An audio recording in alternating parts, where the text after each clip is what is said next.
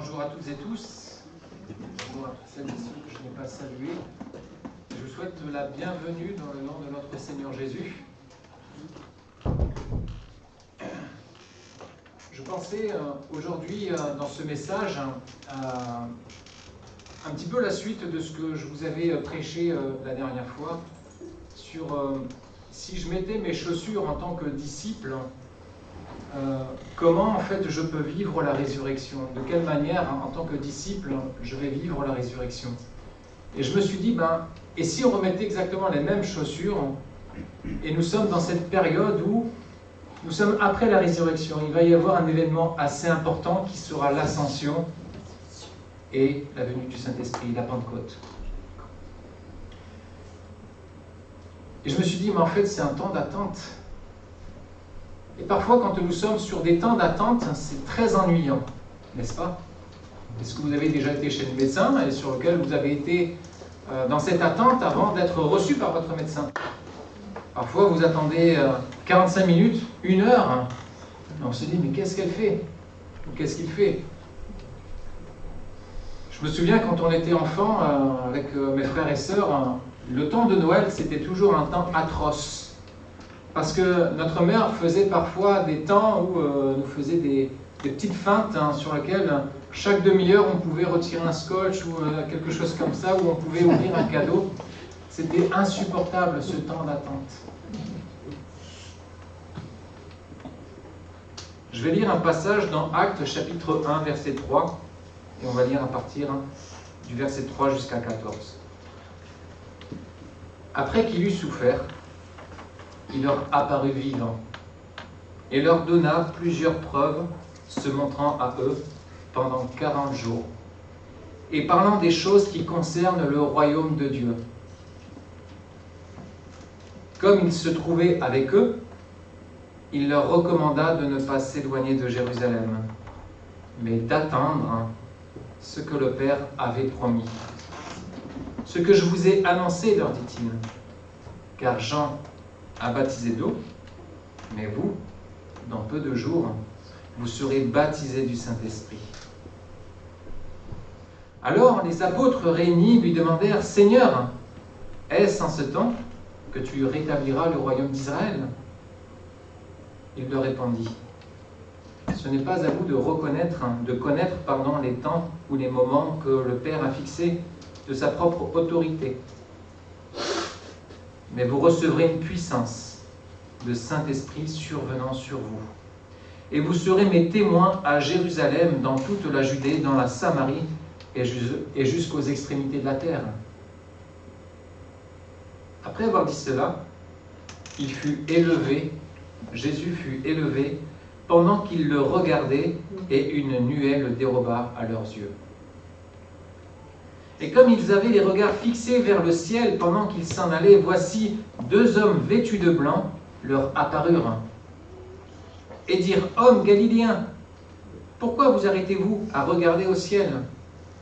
Ce Jésus qui a été enlevé au ciel du milieu de vous viendra de la même manière que vous l'avez vu allant au ciel. » Alors, ils retournèrent à Jérusalem de la montagne appelée des Oliviers, qui est près de Jérusalem, à la distance d'un chemin de sabbat.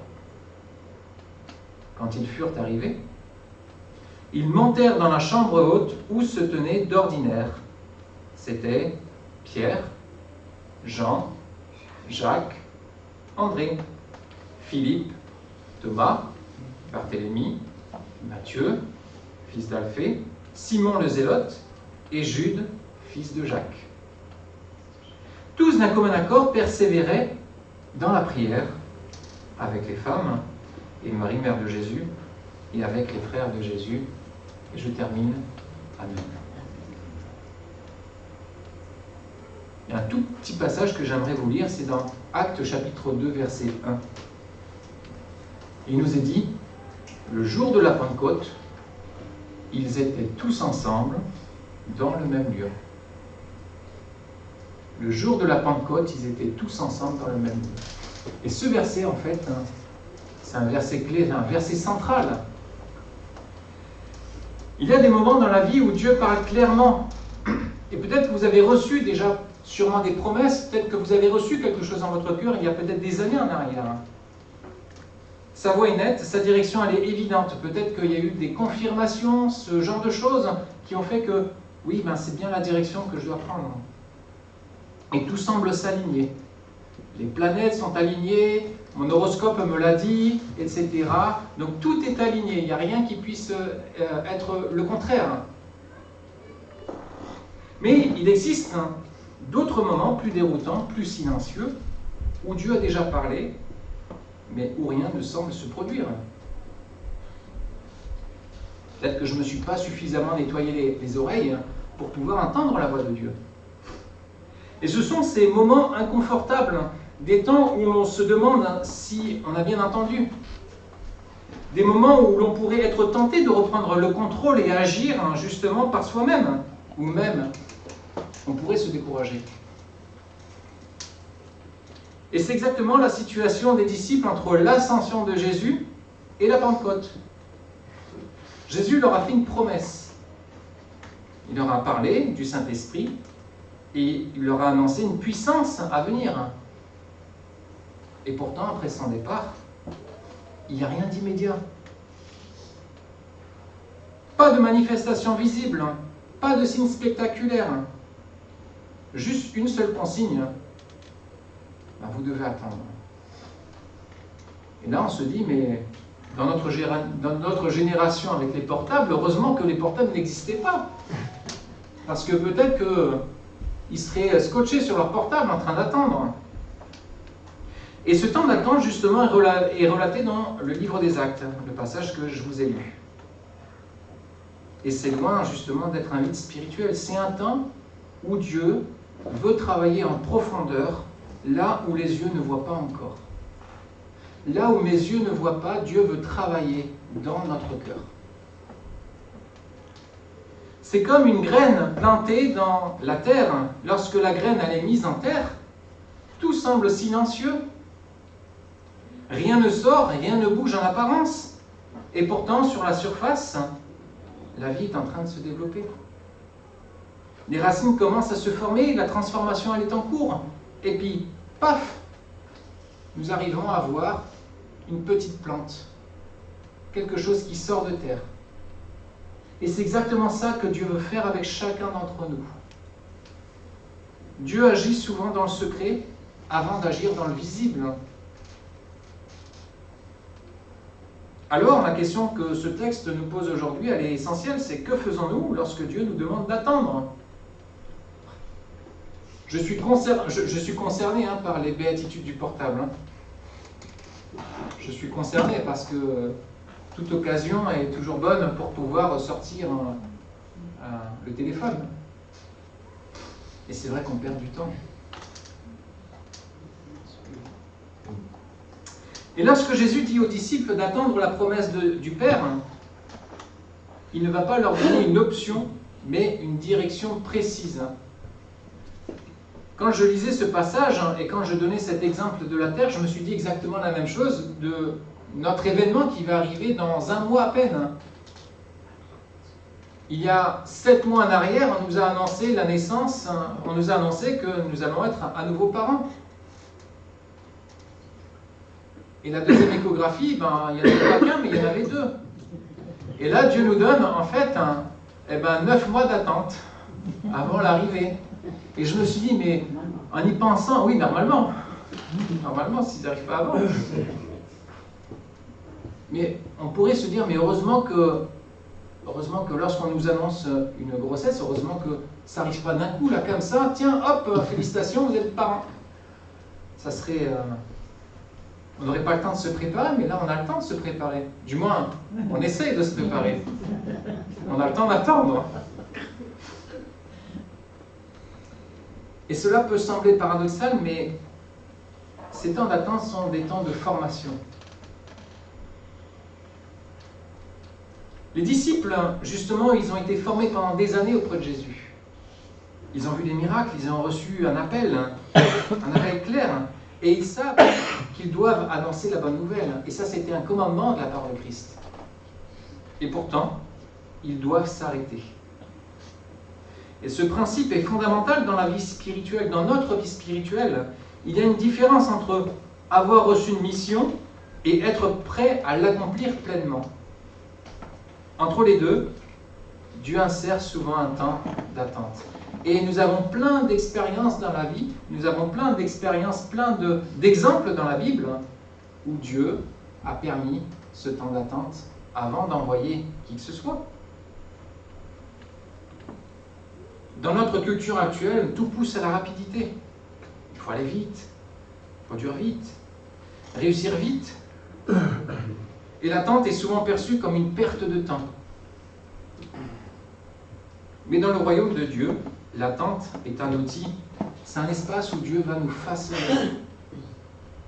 Nous serons cette argile, et lui est le potier. Imaginez justement un artisan qui travaille le bois. S'il coupe trop vite, s'il ne prend pas le temps de mesurer, d'ajuster, de penser, le résultat sera fragile, voire imparfait. Je suis en train de refaire la chambre des garçons là en ce moment. Je suis presque sur la fin. Je suis en train de faire du papier peint, etc. Mais le papier peint, c'est quelque chose de très minutieux sur lequel il faut que tout soit vraiment bien aligné. Et si on coupe trop court, eh ben, c'est trop court. Ça veut dire que il faut recommencer. Mais vous pourrez recommencer que si vous avez encore du rab. Oui. Mais si il n'y a pas de rab, il faut retourner au magasin. S'il en reste. Il faut prendre du temps. Et c'est ce temps-là aussi qui est indispensable dans notre vie.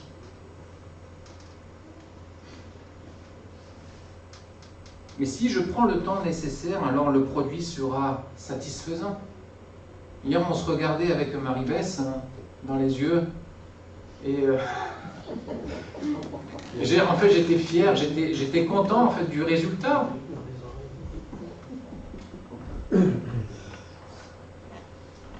Et Dieu agit de la même manière avec nous. Il ne cherche pas seulement à nous utiliser, mais il veut nous transformer. Il veut transformer ce qu'il y a en nous. Et l'attente révèle aussi ce qu'il y a dans le cœur. Elle met en lumière notre patience ou notre impatience, notre foi ou nos doutes.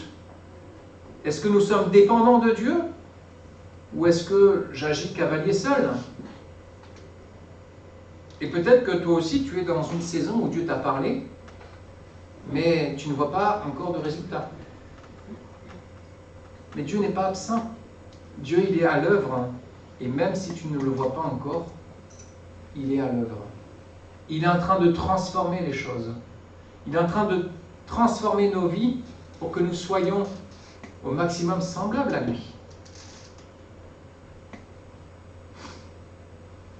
Alors, les disciples ne se contentent pas d'attendre individuellement, ils sont tous ensemble. Le texte souligne qu'ils sont d'un commun accord. Alors c'est très difficile parfois d'être d'accord tous ensemble, n'est-ce pas? Parfois on peut même être en désaccord avec soi-même. Ça peut arriver. Mais cette expression elle est puissante car elle décrit une harmonie intérieure, une unité profonde. Et c'est ça que Dieu nous demande, c'est d'être unis les uns aux autres, d'être d'un même cœur, d'une même âme et d'une même pensée. Et cette unité n'est pas évidente parce que c'est un travail justement à faire en soi. Les disciples avaient des personnalités différentes, des histoires différentes, des passés différents. Certains avaient cherché à savoir qui était le plus grand entre eux. D'autres avaient douté. D'autres encore avaient fui au moment de l'épreuve. Il y en a même qui ont renié Jésus. Mais là, le texte nous dit qu'ils étaient là tous ensemble. Ils choisissent de rester ensemble. Et cela nous enseigne que l'unité n'est pas un sentiment spontané, mais une décision consciente. Je me posais la question ce matin, mais qu'est-ce qui fait qu'aujourd'hui nous sommes tous ensemble réunis? Qu'est-ce qui fait que nous arrivons à élever nos voix pendant ces temps de prière? Pourquoi nous sommes là ce matin? Pourquoi nous nous réunissons dans ce lieu ce matin? Qu'est-ce qui nous unit en fait? Oui, c'est Jésus. Tu chantais ce chant, béni soit le lien. C'est quoi ce lien? C'est quoi qui fait de nous Qu'est-ce qui fait que je puisse appeler mon frère frère? Qu'est-ce qui fait que je puisse appeler ma sœur sœur? Qu'est-ce qui fait que je peux m'asseoir à côté de quelqu'un, à côté de mon frère ou de ma sœur? Qu'est-ce qui fait que je peux chanter avec mon frère ou ma sœur? C'est le Saint-Esprit, c'est ce qui nous anime. C'est le fait d'avoir accepté Christ comme notre Sauveur et Maître. C'est le fait de croire en la résurrection. Oui, Christ est mort, mais Christ est ressuscité. C'est le fait de croire que, oui, Jésus reviendra. Le fait de croire que Jésus nous prépare une place. Et c'est ce temps-là où, en fait, le Saint-Esprit nous anime. Le Saint-Esprit est là. Il veut nous faire grandir. L'unité, justement, crée un environnement spirituel favorable à l'action de Dieu. Nous sommes dans ce terreau, nous sommes ces graines dans cette terre. Là où il y a des divisions, là où il y a des tensions, là où il y a des rancunes, le cœur se ferme. Mais là où il y a l'unité, le cœur s'ouvre. Alors souvent avec... non, je ne dirais pas souvent, mais je ne devrais pas dire souvent. Quand on se prend la tête avec Marie-Besse, c'est vrai que parfois ça fait mal, il peut y avoir des frictions, des tensions. Mais parfois ce qui me réconforte, c'est le fait de dire « mais nous sommes une équipe ». Quand elle dit « mais nous sommes une équipe », c'est quelque chose... Ben ouais, c'est vrai, nous sommes une équipe, on doit aller dans la même direction, même si on est différents. Mais là où il y a l'unité, le cœur s'ouvre. Rappelons-nous ce passage qui dit « là, car là où 2 ou 3 sont assemblés en mon nom, je suis au milieu d'eux ». Alors imaginons, nous sommes combien là? Peut-être 35? 35, ben, merci Seigneur de nous avoir réunis en ce lieu ce matin. Sinon, on aurait 35 églises différentes. Chacun chez soi. Chacun chez soi et Dieu pour tous. Voilà.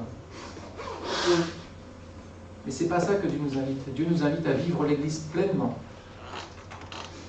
Et on peut comparer cela à un instrument de musique. Alors c'est bien, nous avons des instruments, on a une guitare, etc. Alors pour les vrais musiciens, alors les vrais musiciens, moi je ne suis pas un vrai musicien, hein, je pianote ou je fais un peu de guitare, mais si on n'a pas l'oreille aiguisée, si l'instrument n'est pas accordé, etc., ça va sonner faux. Et bien il en est de même, si les cordes ne sont pas accordées, le son sera faux, mais lorsqu'elles sont ajustées, l'instrument alors produit une belle harmonie. Et dans nos vies, l'unité joue ce rôle d'accordage. Et heureusement qu'il y a des cordes, parce que s'il n'y a pas de cordes, il n'y a pas de son. Et oui. Et nous sommes chacun, nous représentons peut-être une corde. Et lorsque nous jouons tous ensemble, lorsque nos voix s'élèvent, lorsque nos mains s'élèvent, nous formons une harmonie, une mélodie. Et cela nous amène à une introspection. Est-ce qu'il y a des vies brisées ce matin? Y a-t-il des pardons peut-être non accordés? Y a-t-il des blessures que nous refusons peut-être de laisser guérir? Quand on regarde dans la parole de Dieu, que ce soit dans l'Ancien ou dans le Nouveau Testament, très souvent, les grandes actions que Dieu a pu manifester, c'est qu'il y a une restauration des relations avant tout.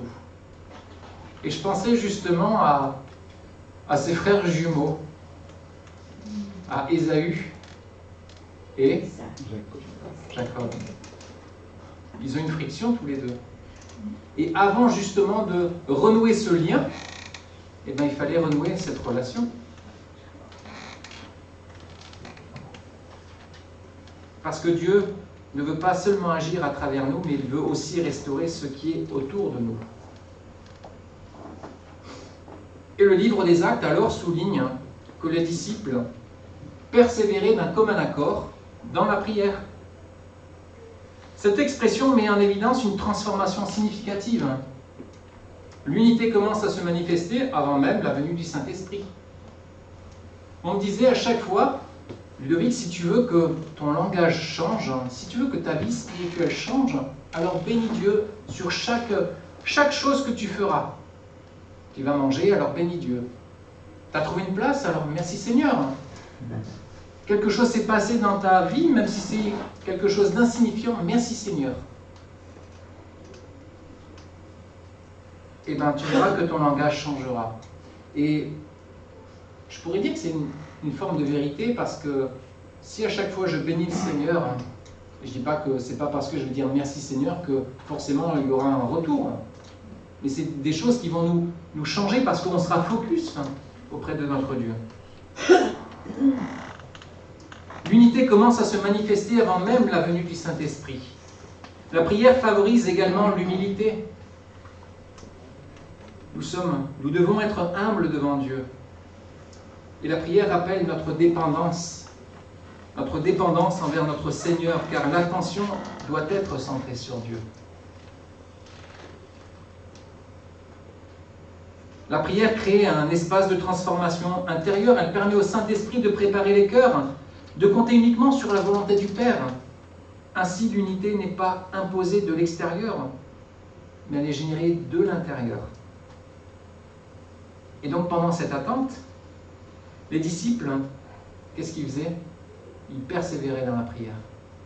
Ils persévéraient dans la prière. Le mot « persévérer » dit qu'il y a eu peut-être aussi des temps difficiles.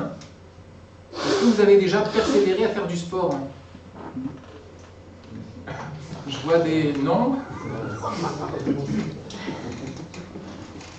Quand on commence peut-être à faire du sport, eh ben, c'est peut-être dur la première fois. On se dit, bon, allez, à partir de demain, je reprends le sport. Ou à partir du 1er janvier. Pardon? Ou l'année prochaine.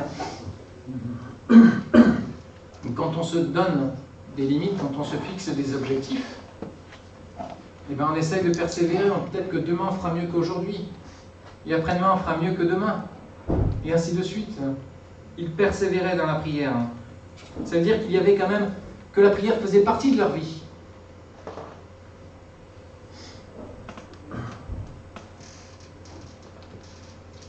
C'est une constance. La prière n'est pas ici un réflexe ponctuel, c'est pas quelque chose, tiens, et si je priais? Mais c'est une posture permanente. Quelque chose qui fait partie de notre quotidien. Il est facile de prier quand tout va bien, ou lorsque l'urgence se fait sentir. Mais la prière persévérante demande une discipline, un engagement. Elle agit comme un travail invisible. Elle prépare ce terrain spirituel. Reprenons l'exemple de cette graine. Si on plante une graine, alors il faut l'arroser régulièrement, n'est-ce pas? Mais si on ne l'arrose pas, qu'est-ce que ça va faire? Ça ne poussera pas. Ou bien peut-être que ça va pousser, mais à un moment donné, elle ne va pas résister. Et si tu arrêtes trop tôt, la croissance est interrompue. Mais si tu persévères, alors la vie finit par apparaître. Et la prière a aussi un effet intérieur. Elle ne change pas seulement les circonstances. Elle transforme celui qui prie et elle nous aligne avec justement la volonté de Dieu.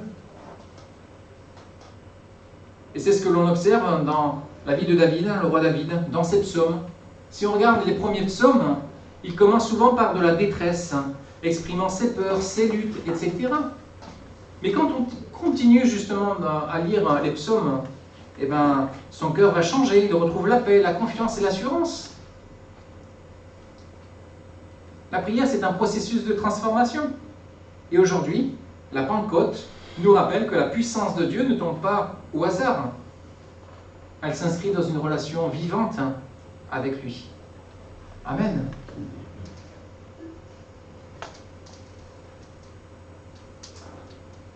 Alors avant la venue du Saint-Esprit, les disciples prennent le temps de régler quelques petits trucs entre eux. Une situation laissée en suspens. Qu'est-ce qu'ils vont faire? Dans Acte 2, ils vont remplacer Judas, celui qui a trahi Jésus. Et cela peut sembler secondaire dans notre lecture, peut-être, Mais c'est quelque chose, hein, c'est une réalité qui est profondément spirituelle, hein, si on étudie un peu plus le passage. Ils vont le remplacer par Matthias, effectivement. Et ils comprennent qu'ils ne peuvent pas rentrer dans une nouvelle saison avec un déséquilibre. Ils étaient 11 quand ils étaient justement réunis tous ensemble. Et Actes chapitre 2, celui que je vous ai lu, en fait, ils étaient tous les 12 avec Matthias. Dieu est un Dieu d'ordre. Il ne construit pas sur le désordre, n'est-ce pas? Il ne remplit pas ce qui est encombré sans d'abord le restaurer. Prenons ensemble, on peut le lire, Actes chapitre 2, verset 1.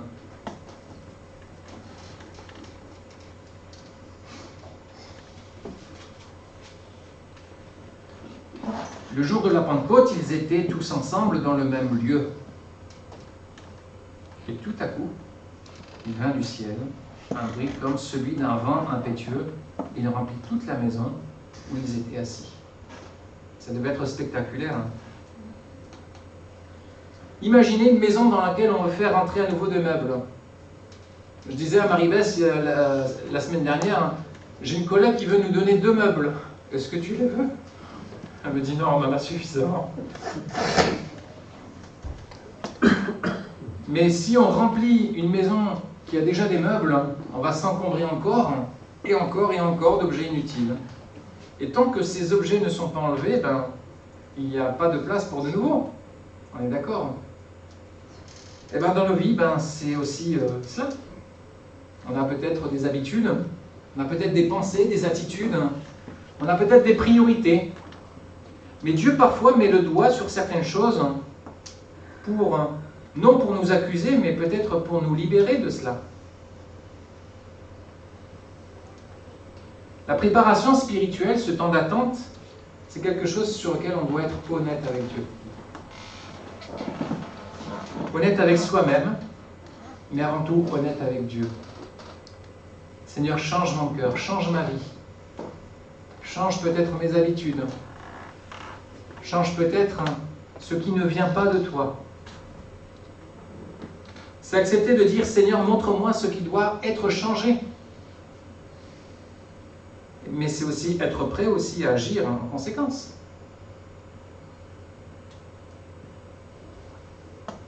La Pentecôte représente le point culminant de ce processus.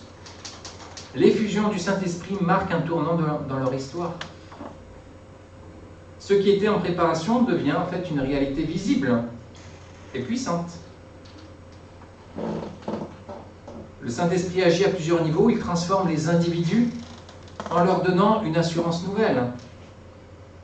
Les disciples auparavant, lorsqu'ils ont vu, juste avant de voir Christ ressuscité, ils étaient craintifs, ils étaient enfermés par crainte des Juifs. Ils étaient craintifs, mais par la suite, ils deviennent audacieux. Et cette transformation personnelle contribue à la solidité de l'ensemble.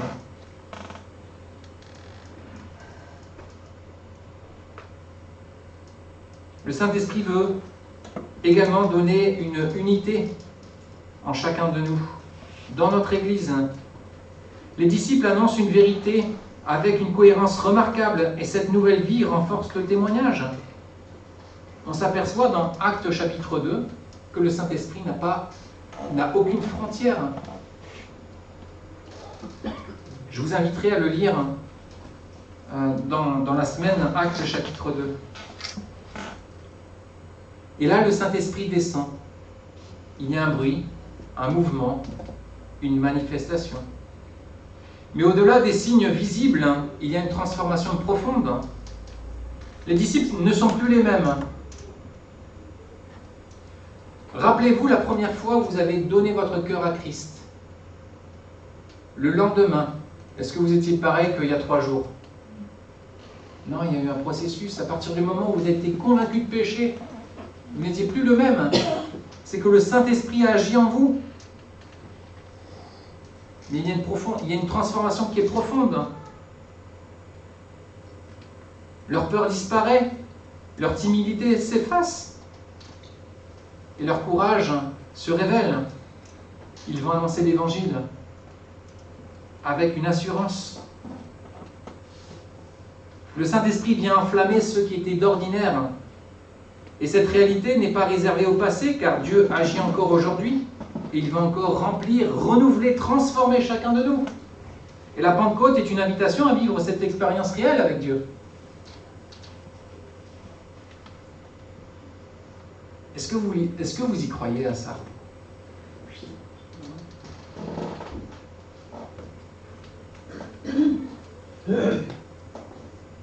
Le chemin qui mène à la résurrection, à la Pentecôte, révèle cette dynamique spirituelle et essentielle. L'unité est le fruit d'un processus divin impliquant restauration, dépendance et transformation. Elle ne peut être obtenue obtenue par des moyens humains seuls, mais nécessite l'intervention du Saint-Esprit. Nous devons être dépendants du Saint-Esprit. Ainsi, le défi de l'unité demeure d'actualité. Il appelle chacun d'entre nous, l'Église partage, à s'engager dans un chemin de transformation personnelle, mais aussi communautaire. En revenant à Dieu, en persévérant dans la prière et en accueillant l'action du Saint-Esprit, l'Église alors peut expérimenter l'unité pour laquelle Jésus a prié. Jésus a prié pour chacun de nous. Jésus a prié pour l'Église partage.